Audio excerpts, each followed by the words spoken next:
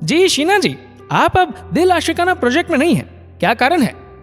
Press conference में कई पत्रकारों के बीच एक पत्रकार का यह सवाल सुनते ही शीना का चेहरा पीला पड़ गया और वो उनसे नजरें बचाते हुए वहां से निकल गई। सिगरेट जलाकर उसने तुरंत एसके को फोन किया, जो दिल आशिकाना का प्रोड्यूसर था। फोन की घंटी लगातार बजती रही, लेकिन उसने फोन नहीं उठाया। गुस्से से शीना ने सिगरेट को अपने पैरों तले दबा दिया और तब तक उसकी मैनेजर उसके पास आ गई। दोनों कार में बैठ गए। कार में बैठते ही उसने दोबारा फोन लगाया। तब मैनेजर ने उन्हें मना किया, लेकिन शीना ने अंग्रेजी में गाली देकर उसे चुप करवा दिया। ड्राइवर भी चुपचाप गाड़ी चला रहा था। शीना का गुस्सा सभी जानते थे।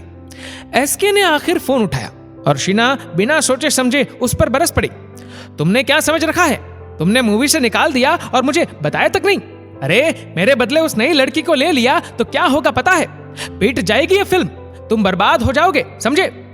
कुछ और गालियां देकर वह अपना गुस्सा निकालने लगी।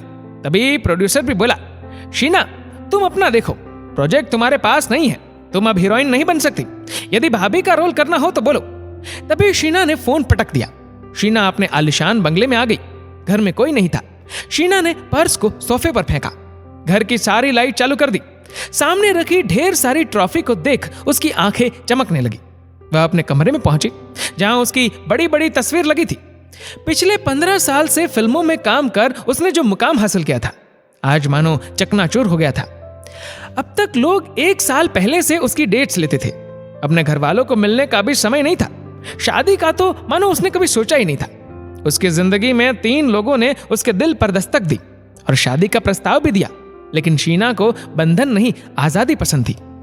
कमरे में बड़े से आईने में खुद को देखने लगी। उसने तुरंत सारा मेकअप निकाला, खुद को देखने लगी। आंखों के नीचे घेरे, चेहरे की त्वचा को ढीलापन, काया भी अब पहले जैसी नहीं थी। सब जानते हुए भी बढ़ती उम्र को स्वीकार नहीं कर पा रही थी शीना। समय बीतता गया, कोई रोल नहीं था, कोई काम नहीं मिल रहा था। लोग अब नजरें चुराने लगे थे। कुछ शुभचिंतकों ने समझाया भी कि एक कलाकार की कला कभी बूढ़ी नहीं होती। रुपहले पर्दे पर सिर्फ नायिका बने रहना संभव नहीं, लेकिन शीना को यह बात समझ नहीं आती। शराब और सिगरेट के धुएं के तले कई महीने बिताए। शीना की ऐसी हालत मैगजीन और अखबार वालों ने खबर बनाकर लोगों को परोसा, लेकिन किसी ने मदद का हाथ नहीं बढ़ाया। 2 साल में शीना का बैंक बैलेंस लगभग आधा हो गया। गाड़ियों की शौकीन शीना को अपनी 3 गाड़ियों को भी बेचना पड़ा। आज कई दिनों बाद अपनी पुरानी सहेली के कहने पर वो बाहर कॉफी पीने आई। उसकी सहेली ने उसे बहुत समझाया कि ऐसे हाल में और रहना मतलब खुद को मानसिक रोगी बनाना। उसने कहा, उम्र को स्वीकार कर और फिर देख कितने अच्छे रोल तेरे सामने होंगे। उसने बताया कि वो एक प्ले लिख रही है और उसमें एक किरदार है जो बेशक नायिका का नहीं है, लेकिन बहुत मजबूत है। उस पात्र के संवाद मैंने ऐसे लिखे हैं कि थिएटर तालियों से गूंज उठेगा। शीना को कोई दिलचस्पी नहीं थी, लेकिन बीते कुछ महीनों में अपने बारे में पढ़ी मसालेदार खबर ने उसे सोचने पर मजबूर कर दिया कि मुंह छिपाकर बैठने से अच्छा है कि एक बार फिर अपनी कला से लोगों के दिल में जगह बनाऊं। अपनी सहेली को हाँ कह दी।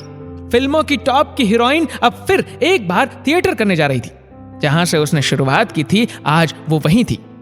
गर्म पानी के गरारे कर जोर जोर से सारे डायलॉग का अभ्यास किया, पूरी जान लगा दी। जिस पर्स में सिगरेट होती, अब उसकी जगह स्क्रिप्ट ने ले ली। आज दूसरी पारी खेलने वो मैदान में थी। ग्रीन रूम में उसे अपने लिए कहे गए वो व्यंग सुनाई देने लगे, जो उसे मंच पर आने में बाधा पहुंचा रहे थे। वो कानों को बंद कर जोर से चीखी और आईने में देखकर बोली, मैं बहुत खास हूं, ये नाटक मेरे अभिनय को बहुत ऊंचाई तक ले जाएगा। आज उसने सच्चाई मान ली थी। वो अब तक जिस हालत में थी, उसके लिए समाज नहीं, वो खुद जिम्मेदार थी। शीना ने तुरंत ही किरदार का मेकअप किया और पहुंच गई स्टेज पर। उसे कोई नहीं दिख रहा था, सब अंधेरा था। उस पर थी फोकस लाइट और वो एक के बाद एक अपनी लाइंस बोलती गई। एक जानी मानी अदाकारा की तरह वो स्टेज पर छा गई। नाटक के अंतिम करुण दृश्य में उसकी आंखों से बहता एक एक आंसू असली था। उसका हर एक शब्द वहां मौजूद दर्शकों के दिल तक पहुंचे। पर्दा गिरा और शीना मंच पर बूथ बन बैठी रही, और तभी तालियों की गड़गड़ाहट ने उसकी आत्मा को छुआ और शीना को मिली फिर एक पहचान। वक्त का पहिया सदा चलता रहता है और जो व्यक्ति इसकी रफ्तार से अपनी चाल मिला पाता है वो सफल होता। जीवन चलने का नाम है, जो आज है वो कल नहीं होगा असफलताओं से, लोगों के उल्लंघनों से डरकर जो व्यक्ति जीना छोड़कर खुद को चार दीवारी में कैद कर ले, वो जीवन ही हार जाता है।